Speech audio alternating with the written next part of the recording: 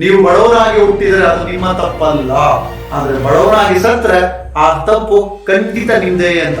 ಹುಟ್ಟಿನ ಬಗ್ಗೆ ಯೋಚನೆ ಮಾಡ್ತಾ ಕುತ್ಕೊಂಡ್ರಾಗೋದಿಲ್ಲ, ಮುಂದೆ ಏನ್ ಮಾಡ್ಬೇಕು ಅನ್ನೋದ್ರ ಬಗ್ಗೆ ಫೋಕಸ್ ಮಾಡ್ಬೇಕಾಗಿದೆ. ಎಲ್ಲದೂ ಸಹ ಡಿಪೆಂಡ್ ಆಗಿರೋದು ನಮ್ಮ ಮೆಂಟಾಲಿಟಿ ಫ್ರೆಂಡ್ಸ್. ನಾವೆಲ್ಲರೂ ಸಹಿತ ಬಿಲ್ ಗೇಟ್ಸ್ ಬುದ್ಧ ತರ ಆಗ್ಬೇಕಾಗಿದೆ.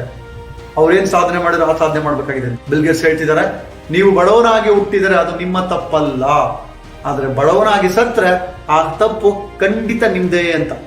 ಅಂಡ್ ಈ ವ್ಯಕ್ತಿ ಒಬ್ಬ ಬಡ ಲಾಯರ್ ಮಗ, ಇವತ್ತು ಪ್ರಪಂಚದಾದ್ಯಂತ ದೊಡ್ಡ ವ್ಯಕ್ತಿಯಾಗಿ ಬೆಳೆದಿದ್ದಾರೆ.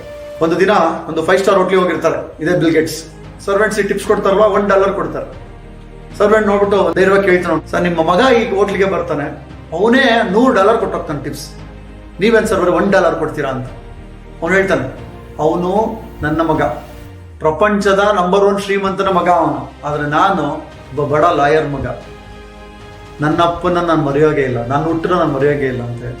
ಅಂದ್ರೆ ಆ ವ್ಯಕ್ತಿನೂ ಸಹಿತ ಒಬ್ಬ ಬಡವನಾಗೇ ಇದ್ದವನು ಅವ್ನು ಇವತ್ತಿಷ್ಟು ಶ್ರೀಮಂತರಾಗಿದ್ದಾನೆ ಅನ್ನೋದಕ್ಕೆ ಇದು ಎಕ್ಸಾಮ್. ಜಸ್ಟ್ ಯೋಚನೆ ಮಾಡ್ಬೇಕಾಗಿಲ್ವಾ? ಇವ್ರು ಹೇಳಿರ್ತಕ್ಕಂಥ ಸೆಂಟೆನ್ಸ್ ಅಲ್ಲಿ ಅದಿಲ್ವಾ ಆ ಒಂದು ದಮ್?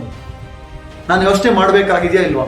ನಾನು ಫಸ್ಟ್ ನಿರ್ಧಾರ ಮಾಡ್ಬೇಕು, ನಾನು ಏನ್ ಅನ್ಕೊಂಡ್ಬಿಟ್ಟಿದ್ದೀನಿ, ನನ್ನ ಹುಟ್ಟಿನ ಮೇಲೆ ಹಾಕ್ಬಿಟ್ಟಿದ್ದೀನಿ, ಆ ಹುಟ್ಟೆ ನಾನು ಸೆಟ್ಲ್ ಆಗೋಗ್ಬಿಟ್ಟಿದೆ, ನನ್ನ ಕೈಯಲ್ಲಿ ಆಗಲ್ಲ, ನಾನು ಶ್ರೀಮಂತನ ಹಾಕಾಗಲ್ಲ ಅನ್ನೋ ನಿರ್ಧಾರ ನಾನು ಮಾಡ್ಕೊಂಡ್ಬಿಟ್ಟಿದ್ದೀನಿ.